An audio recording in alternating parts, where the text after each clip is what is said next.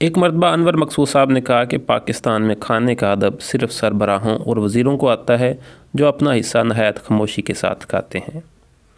मंटो साहब कहते हैं कि दुनिया में सबसे ज़्यादा सच शराब खाने में शराब पीकर ही बोला जाता है और दुनिया में सबसे ज़्यादा झूठ अदालतों में मुक़द्दस किताब पर हाथ रख कर बोला जाता है। बाचा खान साहब कहते हैं कि हिसाब अगर आप जज से मांगेंगे तो तौहीन अदालत, मौलवी से मांगोगे तो काफर और अगर जर्नैल से मांगोगे तो गद्दार कहलाए जाओगे। मुश्ताक अहमद यूसुफ़ी साहब एक मरतबा फरमाने लगे कि हम इतने अमन पसंद हैं कि हमारे सबसे बड़े अखबार का नाम जंग है। इसी तरह इब्न शाह फरमाते हैं कि मुझ में और मेरी बीवी में बड़ा अजीब सा इत्फाक है कि नींद की गोलियां मेरी बीवी खाती है और सुकून मुझे मिलता है।